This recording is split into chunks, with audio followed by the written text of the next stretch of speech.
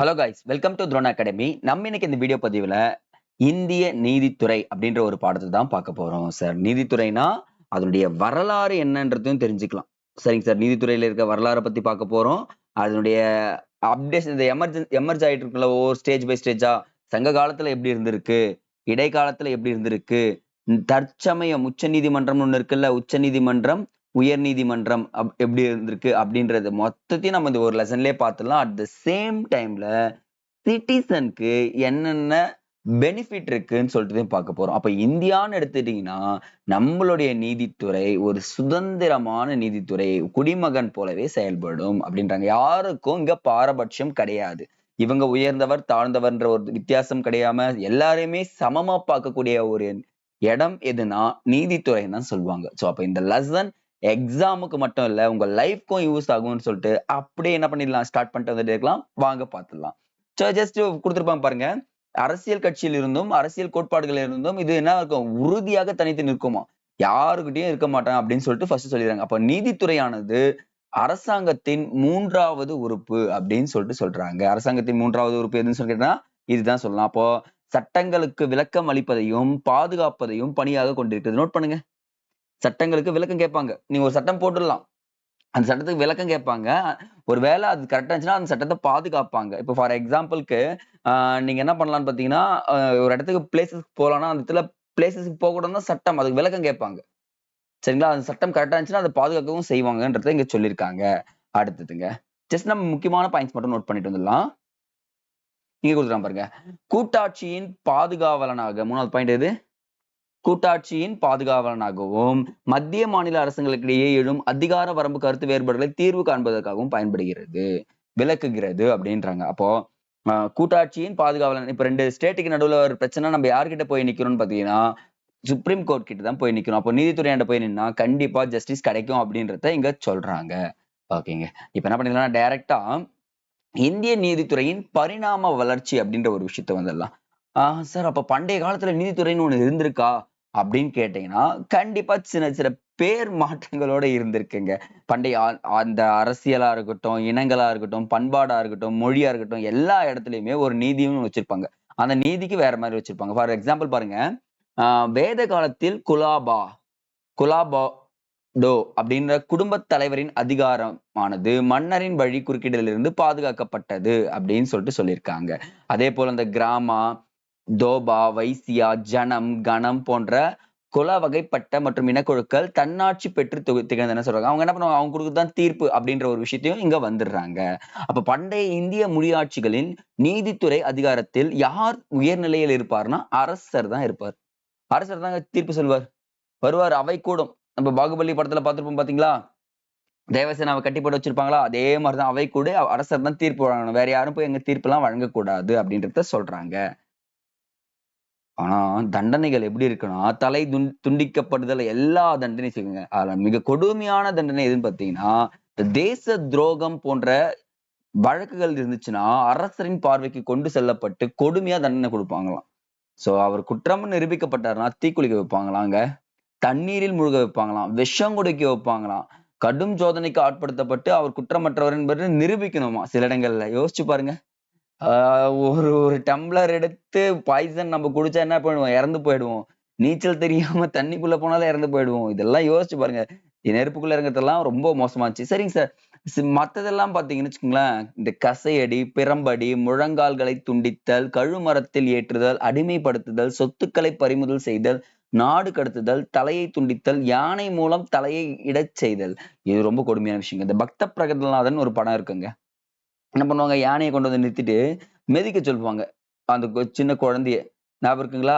So அதே மாதிரிதான் இங்க என்ன பண்ணுவாங்கன்னா, யானையை கொண்டு வந்து நிறுத்திட்டு மிதிக்க செய்வாங்க. அந்த யானை மிதிக்கலன்னா அவர் தண்டனை தஸ்மீன் நல்ல வரான், யானை மிதிச்சுன்னா அவர் கெட்ட வரான் அப்படின்னு சொல்லிட்டு சொன்னாங்க. அப்போ அக்காலத்தில் மனுஸ்மிருதி, நாரதர் நாரத ஸ்மிருதி, அப்புறம் யாக் வாக்கியர் ஸ்மிருதி போன்றவை இருந்ததுன்னு சொல்றாங்க. இந்த மனுஸ்மிருதியை அடிப்படையாக கொண்டுதான் என்ன பண்றாங்கன்னா வழக்குகள் தொடரப்பட்டதுன்னு சொல்லிட்டு சொல்றாங்க.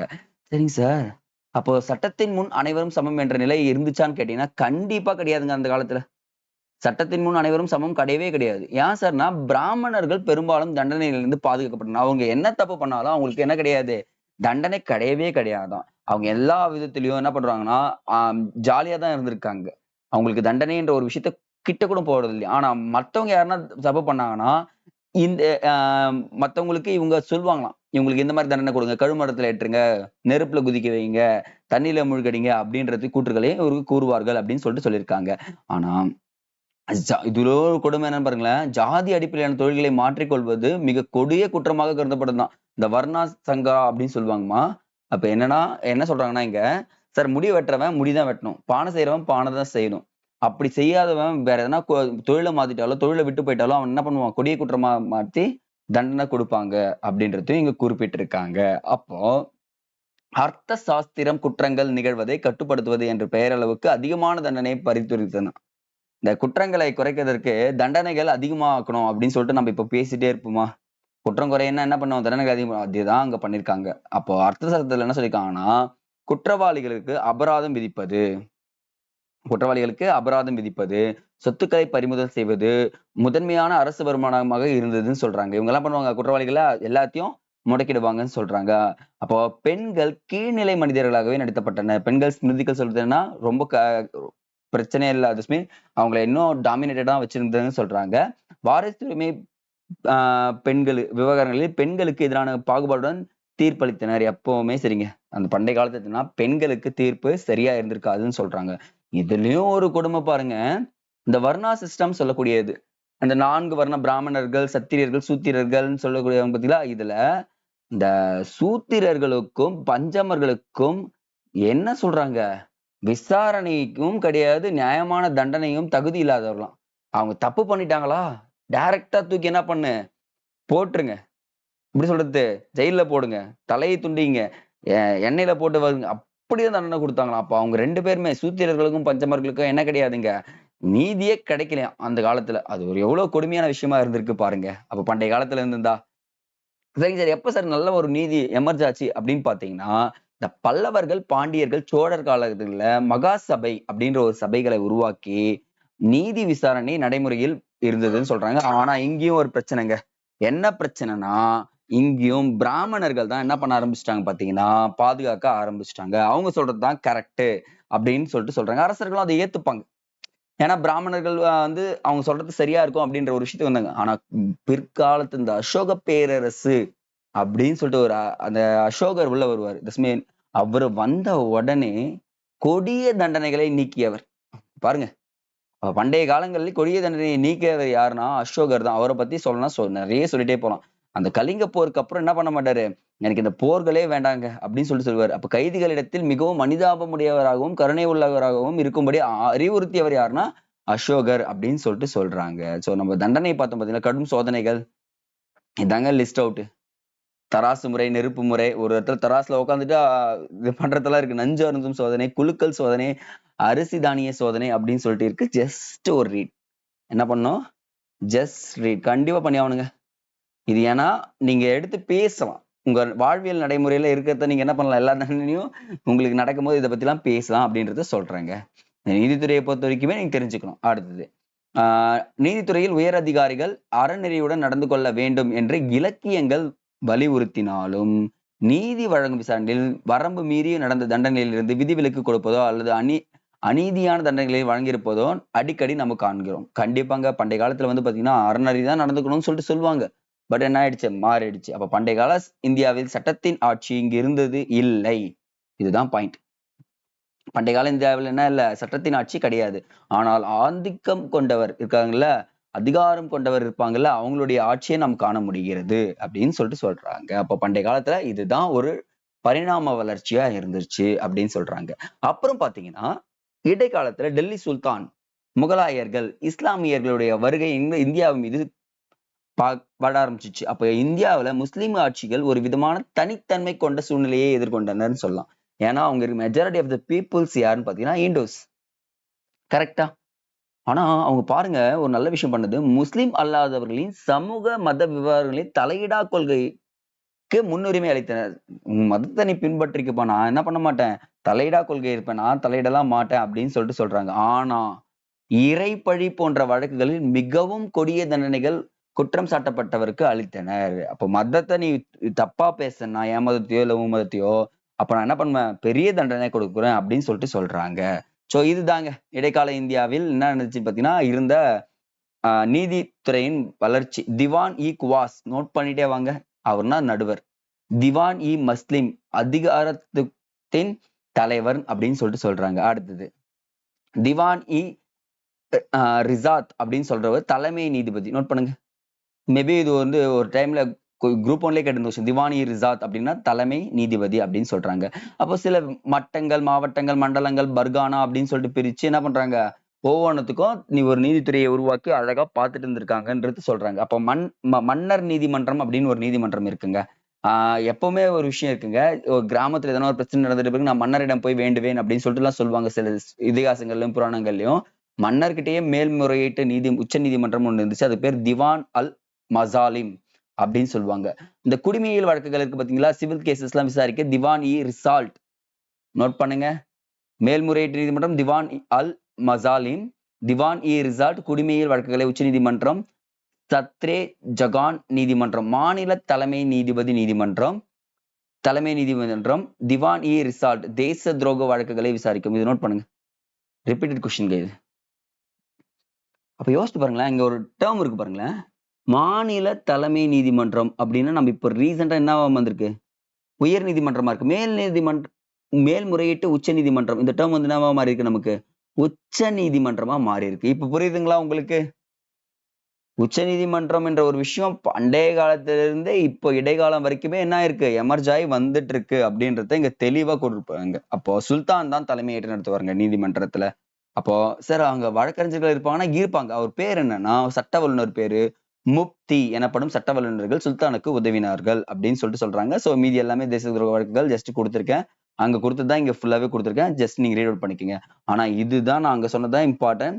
திவானி ரிசாத் தேச துரோக வழக்குகளை விசாரிக்கும் நீதிமன்றம். இப்ப நமக்கு வந்து இருக்கு பாத்தீங்களா, சிவில் கோர்ட், கன்சியூமர் கோர்ட் அப்படின்னு சொல்லிட்டு தனித்தனியா இருக்கு.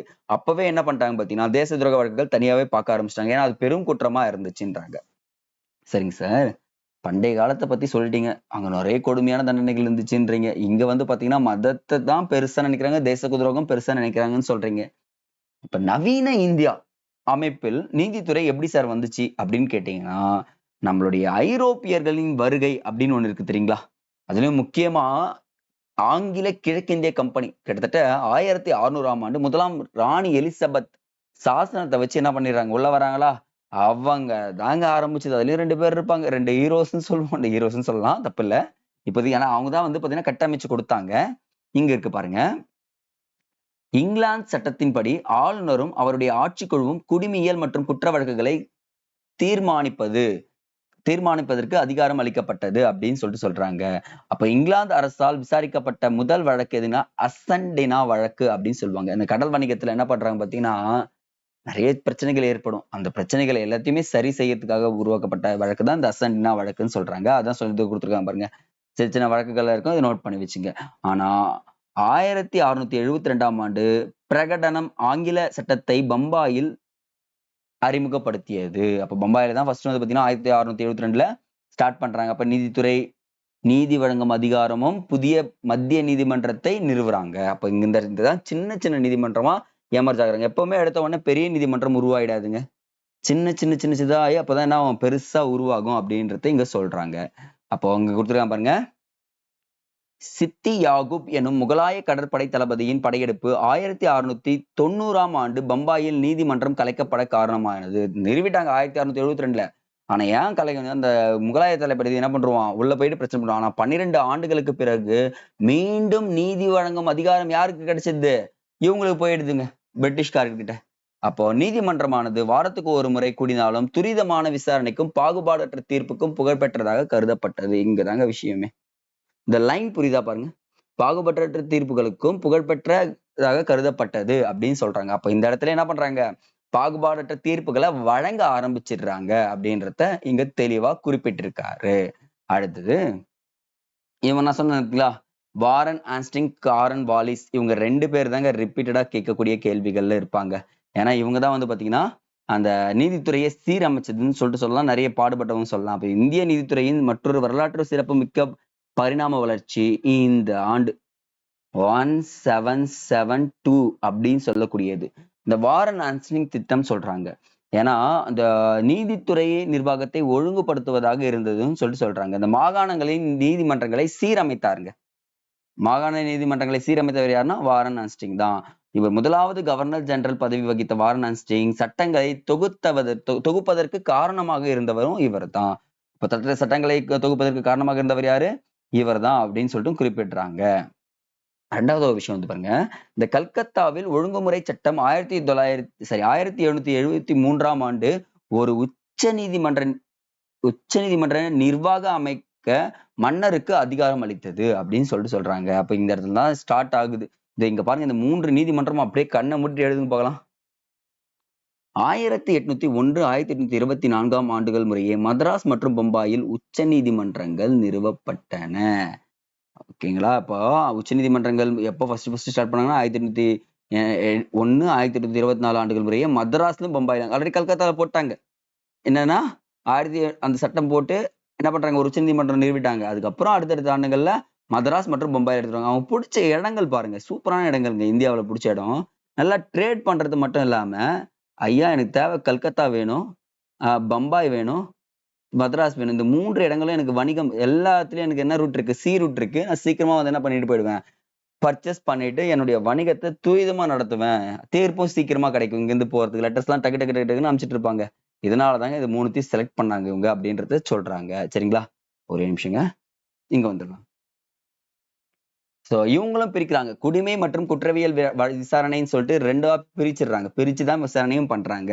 அப்ப வங்காளத்தின் புதிய கவர்னர் ஜெனரலாக 1800 தட்ஸ் மீன் கரெக்டா 1807ஆம் ஆண்டு பதவியேற்ற மின்டோ பிரபு பல்வேறு சீர்திருத்தங்கள் அதிகாரங்களையும் வரம்பினும் அதிகரித்தார் அப்படின்னு சொல்றாங்க. இந்த நீதிமன்றங்களில் நிலவும் சிவப்பு நாடாமுறையை தடுக்க முயற்சின்றார். அது என்ன சார் சிவப்பு நாடாமுறை?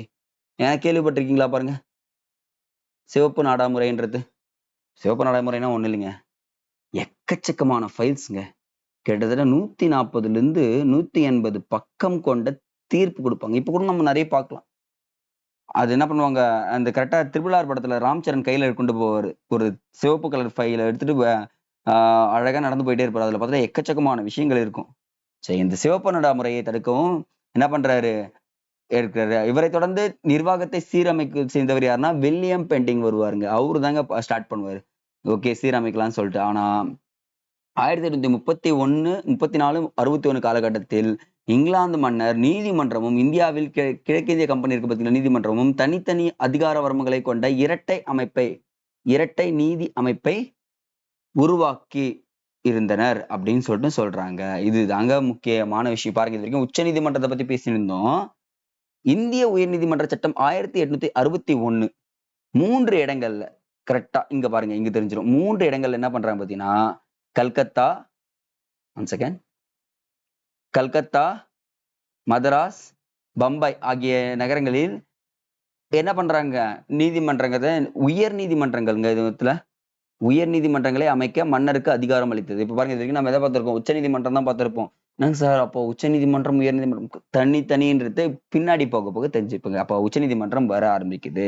ஆனா இந்திய அரசாங்க சட்டம் 1935 இந்தியா உயர் நீதிமன்றங்களை தன்மை அதிகார வரம்பை குறிப்பிடத்தக்க மாறுதல்களை செய்யறாங்க. இந்த இந்தியன் ஆக்ட்னு சொல்லக்கூடிய இருக்கு பாத்தீங்களா, 1935. இதுதான் வந்து பாத்தீங்கன்னா நீதிமன்றங்களின் தன்மையும் அதிகார வரம்பில் சின்ன சின்ன மாற்றங்களையும் கொண்டு வர்றதுக்கு ரொம்ப ரொம்ப ஹெல்ப்ஃபுல்லா இருந்துச்சுன்னு சொல்லிட்டு சொல்றாங்க. ஓகேங்களா?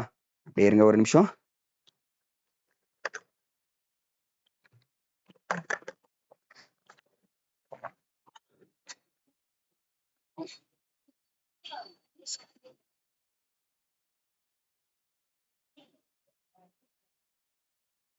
அடுத்ததுங்க, சோ இங்க கொடுத்துருக்காங்க. இந்தியா விடுதலை அடைந்த அரசியலமைப்பு ஏற்கப்பட்ட காலகட்டத்தில் பஞ்சாப், அஸ்ஸாம், ஒடிசா, ராஜஸ்தான், திருவாங்கூர், மைசூர், ஜம்மு காஷ்மீர் என 7 உயர் நீதிமன்றங்கள் நிறுவப்பட்டன அப்படின்றத சொல்றாங்க. சோ இதை பத்தியும் நம்ம பார்ப்போம்.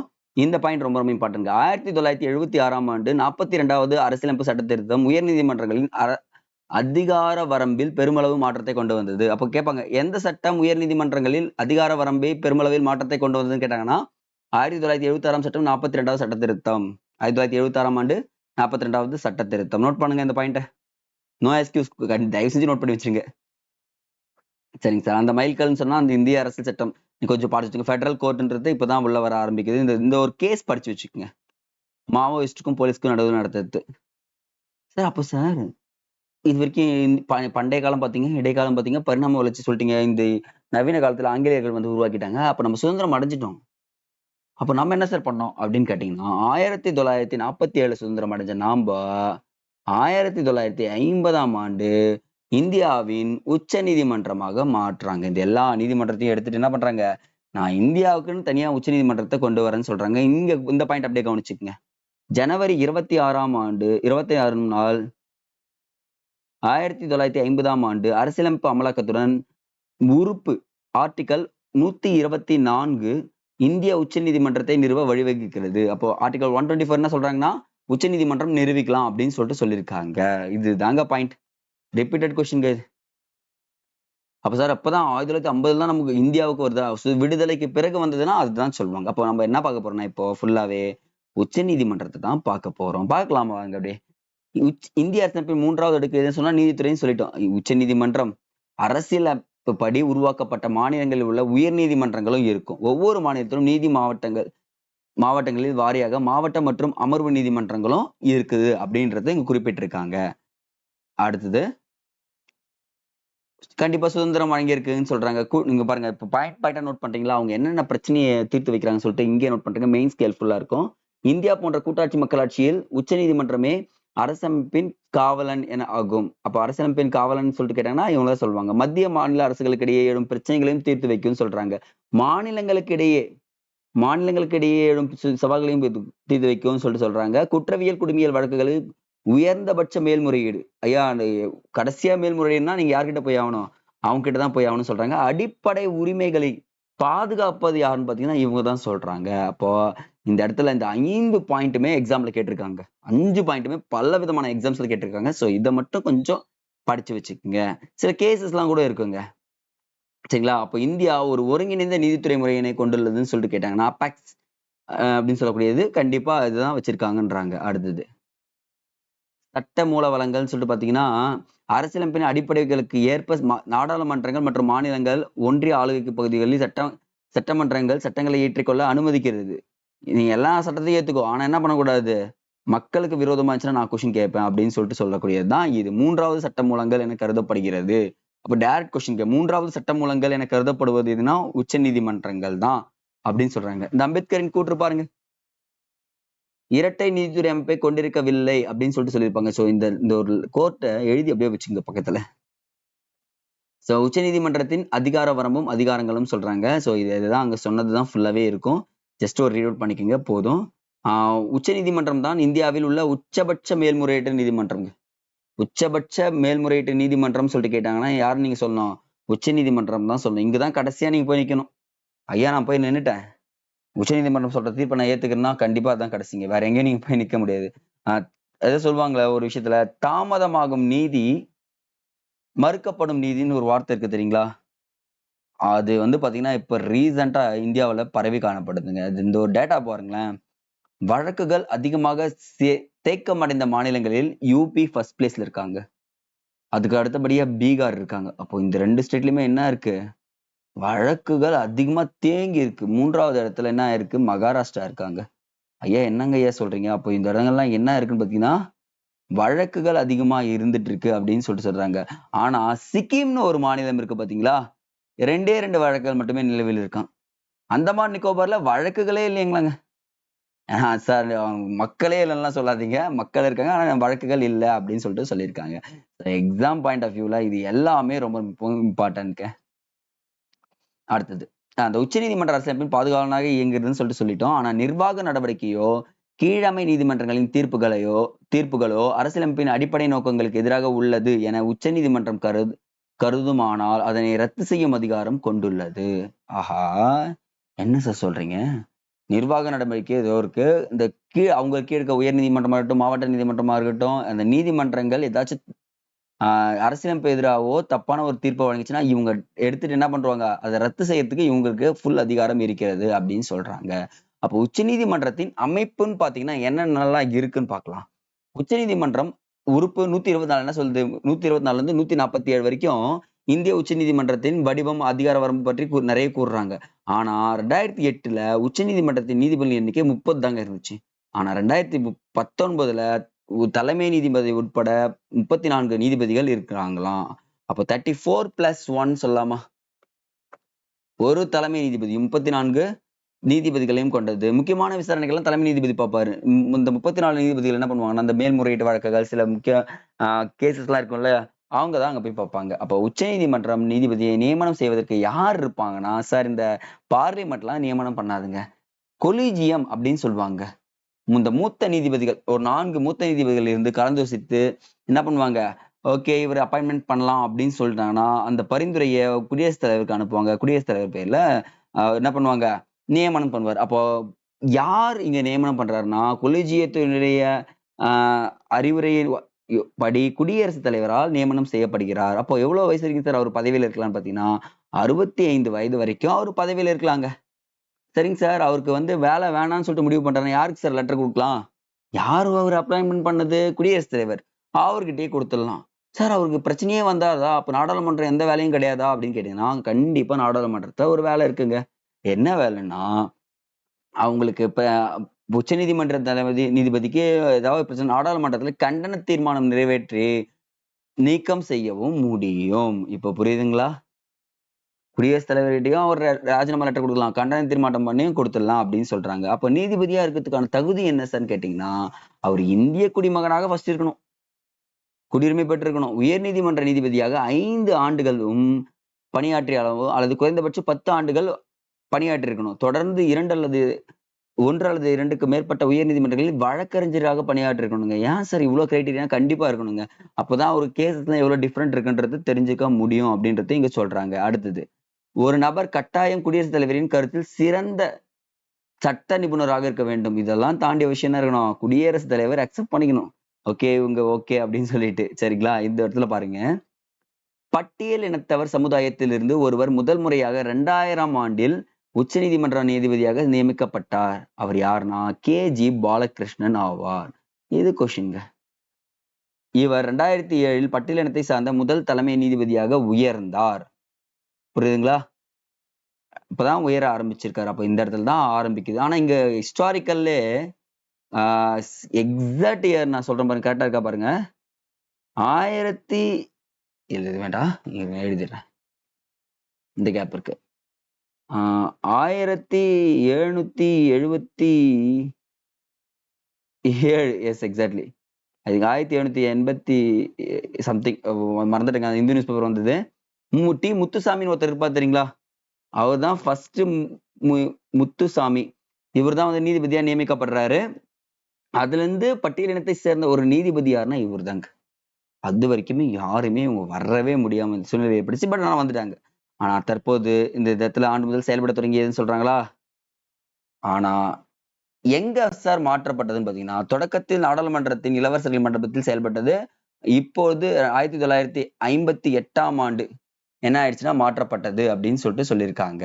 சோ உச்சநீதிமன்றத்தின் முதல் தலைமை நீதிபதி அப்படின்னு கேட்டாங்கன்னா, ஹரிலால் ஜே கனியா அப்படின்றவர் தான் உச்சநீதிமன்றத்தின் முதல் தலைமை நீதிபதி அப்படின்னு சொல்றாங்க. அதுக்கப்புறம் வந்தவங்க எல்லாம் லிஸ்ட் அவுட் கொடுத்துருக்கேன். நீங்க பண்ணக்கூடிய வேலை உச்சநீதிமன்றத்தின் தலைமை நீதிபதிகளின் வரிசையை தயவு செஞ்சு எழுதி வச்சுக்கோங்க. கொஸ்டின் எப்படி கேட்பாங்கலாம் நமக்கு தெரியாது. ஆனா எப்படி கேட்டாலும் என்ன பண்ணணும், நம்ம ஆன்சர் பண்ற அளவுக்கு ரெடி ஆயிக்கணும்ன்றத நம்ம சொல்றோம்.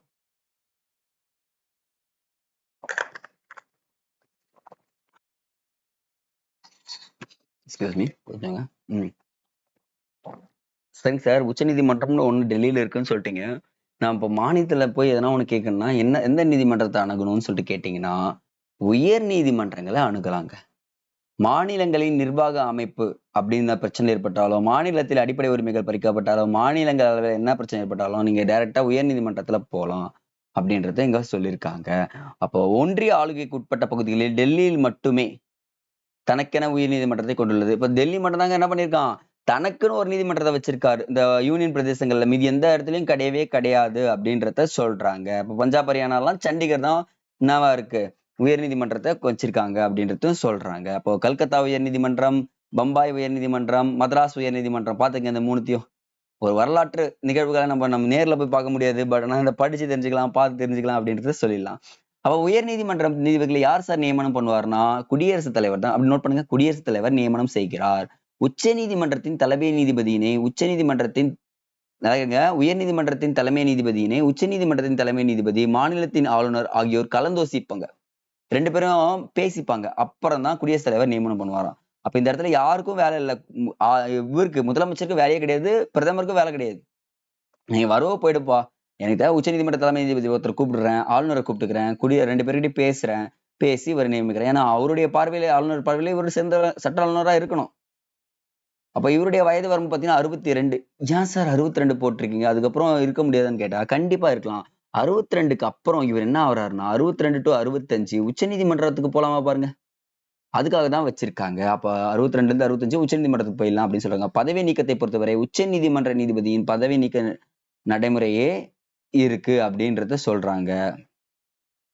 அதுக்கப்புறம் இவர் நீதிபதி நியமனத்துக்கு ஒருவர் இந்திய குடிமகனாக இருக்கணும். First point. 10 ஆண்டுகள் நீதித்துறையில் பணி புரிந்திருக்கணும். 10 ஆண்டுகள் வழக்கறிஞரா இருந்திருக்கணும். அப்புறம் முக்கியமா என்ன விஷயம்னா, ஓகே, இந்த 3 கிரைட்டீரியாவும் கொஞ்சம் நோட் பண்ணுங்களேன். இந்திய குடிமகன், 10 ஆண்டுகள் நீதித்துறையில் பணிபுரிந்திருக்க வேண்டும், 10 ஆண்டுகள் 10 ஞாபகம் வச்சுக்கோங்க. அவங்க 5 வச்சுக்கலாம், இங்க 10 ஞாபகம் வச்சுக்கோங்க. யூஸ்ஃபுல்லா இருக்கும். உச்ச நீதிமன்றம் அவைகளில் மீது நேரடியான நிர்வாக கட்டுப்பாடு ஏதும் கொண்டிருக்கவில்லை. அவை எந்த விதத்திலும் சட்டமன்றத்திலோ அல்லது மாநில ஆட்சித்துறையிலோ கட்டுப்படுவதில்லை. இங்க புரியுதுங்களா உங்களுக்கு? நான் யாருக்கும் கட்டுப்பட மாட்டேன். எனக்கு உச்ச நீதிமன்றத்துக்கும் கட்டுப்பட மாட்டேன். திஸ் மீன் சட்டமன்றத்துக்கும் கட்டுப்பட மாட்டேன், மாநில ஆட்சித்துறைக்கும் நான் கட்டுப்படுவதில்லை. ஆனால் நீதிபதிகள் உச்ச நீதிமன்ற தலைமை நீதிபதியான உடனான ஆலோசனைக்கு பிறகு குடியரசுத் தலைவரால் உயர் நீதிமன்றத்திலிருந்து மற்றொரு உயர் நீதிமன்றத்துக்கு மாற்றப்படலாம். இப்போ டிரான்ஸ்பர் யார் சார் பண்றாங்கன்னு பாத்தீங்கன்னா, இப்ப பாருங்களேன், கண்டிப்பா டிரான்ஸ்பர் ஒண்ணு நடக்குமா? அது யாருடைய தலைமையில் நடக்கும்னா, இந்த உச்ச நீதிமன்ற தலைமை நீதிபதி இருக்காரு பாத்தீங்களா, அவரும் குடியரசுத் தலைவரும் கலந்து என்ன பண்றாங்க, மாத்திருவாங்க அப்படின்னு சொல்லிட்டு சொல்றாங்க. சார் இவ்வளவுதானா இவங்களுடைய வேலை? இந்த அடிப்படை உரிமையை பாதுகாப்பதற்கு மேல்முறையீட்டுக்கும் நம்ம உச்ச நீதிமன்றத்தை அணுகலாமா, அந்த உயர் நீதிமன்றத்தை அணுக முடியாதான்னு கேட்டா கண்டிப்பா நம்ம உயர் நீதிமன்றத்தையும் அணுகலாம் அப்படின்னு சொல்றாங்க. 2 ஆர்டிக்கல் இருக்குங்க. ஃபார் எக்ஸாம்பிளுக்கு ஆர்டிக்கல் 32 226 266ங்க, சாரி 266 அப்படின்னு சொல்லிட்டு 2 ஆர்டிக்கல்ங்க. இதை வச்சுட்டு நம்ம என்ன பண்ணலாம், என்னுடைய அடிப்படை உரிமை பறிக்கப்பட்டதுன்னு சொல்லிட்டு டைரக்டா நம்ம சுப்ரீம் கோர்ட் கிட்டயும் இது நம்ம ஹை கோர்ட் கிட்டயும் நம்ம போலாம். போனா கண்டிப்பா எடுத்துப்பாங்க. ஃபார் எக்ஸாம்பிள் ஜெய் பீம்னு ஒரு படம் வந்துச்சுங்க ரீசெண்டா, நீங்க பார்த்திருப்பீங்கன்னு நினைக்கிறீங்க. ஐ திங்க் வந்து ரொம்ப நாள் ஆயிடுச்சு. அதுல சொல்லியிருப்பாங்க, ஏபிஸ் காப்பஸ் சொல்லக்கூடிய ஆட்கொணர்வு நீதி பேராணை அப்படின்வாங்க. அப்போ ஒரு நபர் உயிருடன் கொண்டு வந்து நிறுத்தும்படி 24 hours சொல்லுவாங்க. 24 hours என்ன பண்ணி ஆகணும், அந்த நபர் எங்க இருக்காரோ, சட்டவிரோதமாக அடைச்சு வச்சிருந்தாலும் சரி, எங்க இருந்தாலும் எடுத்து நிறுத்தணும்னு சொல்றாங்க. அப்ப ஏபிஸ் கார்பஸ் என்பது தனிநபர் சுதந்திரத்தை பாதுகாக்கிறதுன்னு சொல்லாமா? இப்ப நீங்க காணாம போயிட்டாலும் உங்களுக்கு மேல ஏபிஸ் கார்பஸ் போனா 24 hours உங்களை பிடிச்சுன்னு வந்து நிறுத்திடுவாங்க.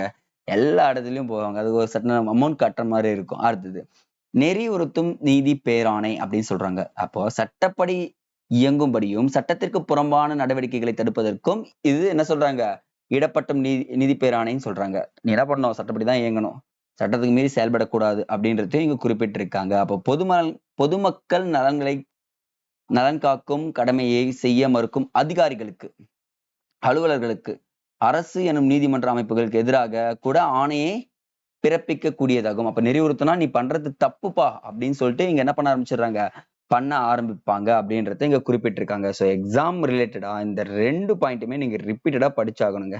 அப்பதான் என்ன பண்ண முடியும், உங்களுக்கு புரிய ஆரம்பிக்கும். அடுத்தது தடை உறுத்தும் நீதி பேராணைங்க.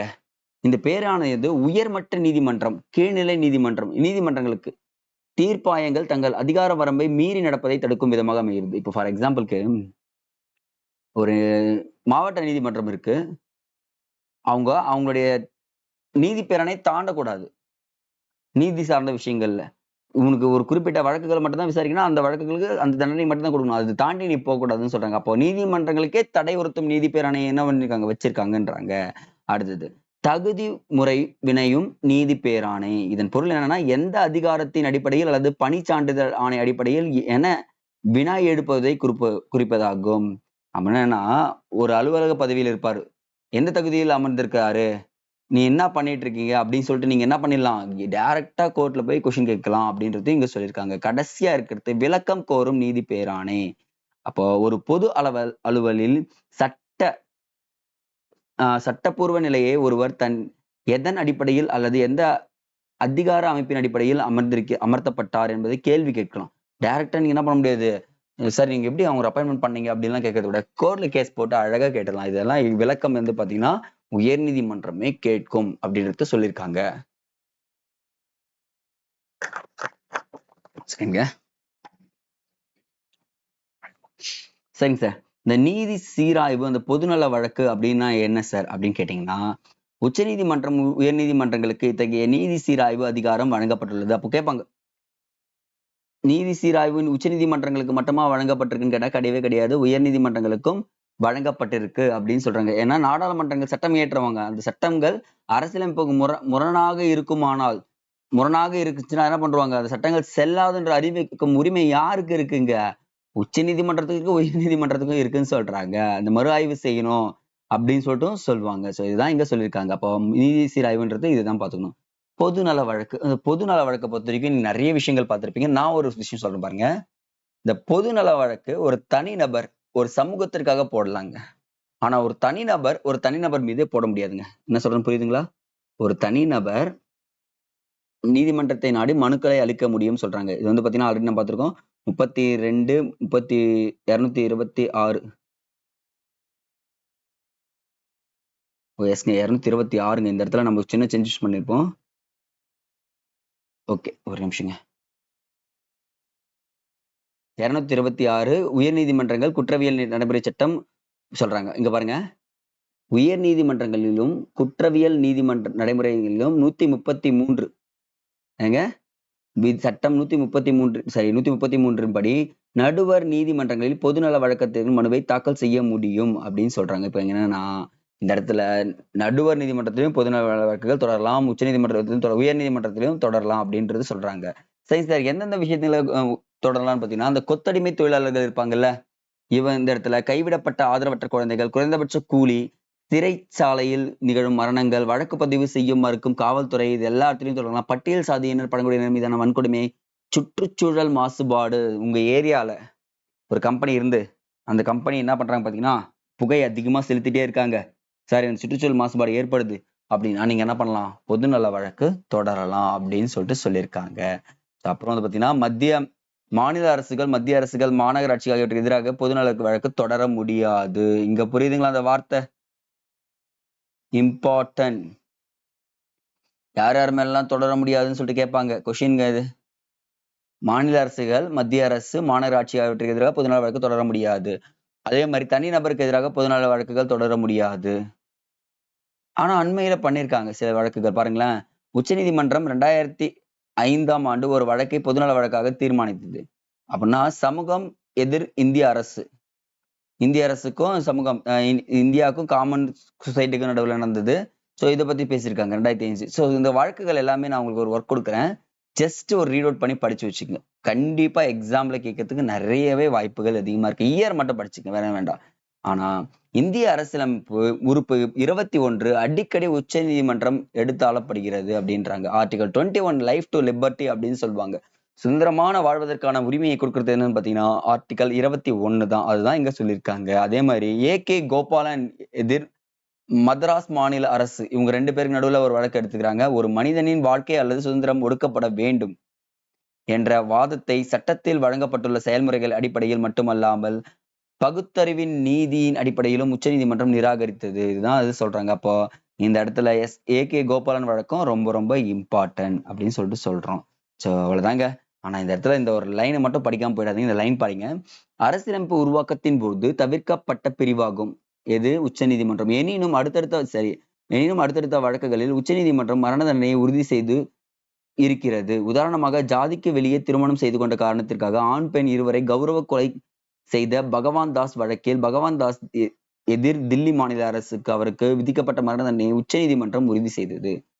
என்ன பண்றாங்க, உச்ச நீதிமன்றம் சொன்னது தப்புன்னா மாத்திருவாங்க. ஆனா சரின்னு தெரிஞ்சுன்னா, உயர் நீதிமன்றம் பண்ணது சரின்னு தெரிஞ்சுன்னா உச்ச நீதிமன்றம் என்ன பண்றோம், அக்செப்ட் பண்ணிட்டு ஓகே அவங்களுக்கு என்ன பண்ணிடலாம், கொடுத்துடலாம், தண்டனை கொடுத்துடலாம் அப்படின்னு சொல்லிட்டு சொல்லிடுவாங்க. அப்போ அரசியலமைப்பு, நிர்வாகம், சட்டம் மற்றும் இந்திய தண்டனை சட்டம் சொல்றாங்க. அப்ப அரசியலமைப்பு என்பது மேலான சட்டம் சொல்லிட்டு சொல்லலாமா?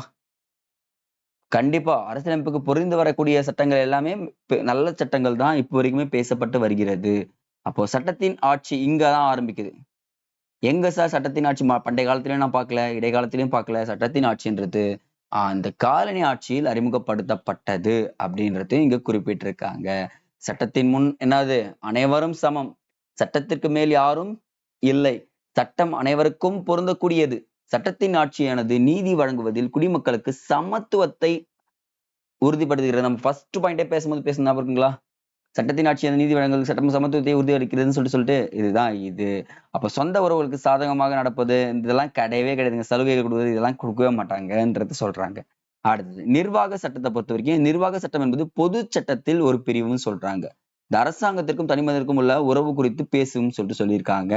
ஸோ நிர்வாகத்தையும் என்ன பண்ணுவாங்க தனித்து தான் பார்ப்பாங்க. இவங்க வந்து நிர்வாகத்துக்கு ஓகே இவங்க வந்து சிபிஐ இவங்க சிஐடி இவங்களெல்லாம் நல்லது பண்ணோம் அப்படி எல்லாம் பார்க்கவே மாட்டாங்க.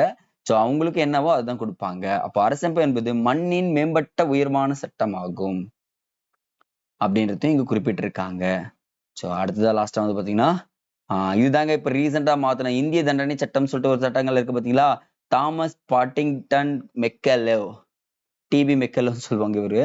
ஸோ இவர் என்ன பண்ண ஆரம்பிச்சிட்டாருன்னா இந்த இடத்துல இந்திய தண்டனை சட்டத்தை கொடுத்திருப்பாரு. 1834ஆம் ஆண்டு முதல் சட்ட ஆணையத்தின் பரிந்துரை 1860, 1862 இதுதான் இந்திய தண்டனை சட்டங்கள் சொல்லிட்டு இப்ப பாரதிய நியாய அதெல்லாம் சொல்லிட்டு பார்ப்பீங்கல்ல. சன்ஹிதா அந்த சட்டங்கள் எல்லாமே இப்ப மாறி இருக்கு. அப்ப இந்திய தண்டனை சட்டம் ஒவ்வொரு அரசு ஊழியரும் மற்றும் பொதுமக்கள் என நீதிபதிகளை கூட உள்ளடக்குவதாக இருக்கிறது. அதிகாரத்தில் இருப்பவர்கள் அதிகாரத்தை முறைகேடாக பயன்படுத்துவதையும் தடுக்கிறது. இதுதாங்க பாயிண்ட். இதுதான் தடுக்குது அப்படின்னு சொல்லிட்டு சொல்றாங்க. ஸோ ஒரே ஒரு பேஸ் தான். நீங்க கிளியரா இந்த லெசனை நீங்க படிச்சு முடிச்சிட்டீங்கன்னா, அதுக்கப்புறம் நீங்க எந்த இடத்துல எந்த சட்டத்துறையை பத்தி கேட்டாங்கன்னா, நீதித்துறையை பத்தி கேட்டாங்கன்னா, ஈஸியா ஆன்சர் பண்ணிட்டு மார்க்க ஸ்கோர் பண்ணிட்டு உங்க லைஃப்ல அப்ளை பண்ணிக்கலாம். அப்ப பொதுநல வழக்குன்னா நம்ம ஒருத்தர் மேல போட முடியாதா அப்படின்னு சொல்லிட்டு கேட்டீங்கன்னா போட முடியாது அப்படின்றதும் ஒரு விஷயம் தெரிஞ்சுக்கங்க. அப்புறம் அது இல்லாம தனிநபர் சுதந்திரம்னா என்னன்னு தெரிஞ்சுக்கலாம். 2 to 6ங்க ஓகேங்களா? அதையும் பார்த்துக்கலாம். 2 to 6 சொல்லியிருக்கேன். அதை சேஞ்ச் பண்ணிக்கங்க. ரெகுலரா படிங்க. எத பத்தியும் யோசிக்காதீங்க. படிப்பு மட்டுமே நம்மள காப்பாத்தும். அதே மாதிரி நீதித்துறை நமக்கு எப்பவுமே துணையா நிக்கும்ன்றதோட இந்த லெசனை முடிக்கிறேன். அடுத்த வீடியோ சந்திக்கலாம். நன்றி.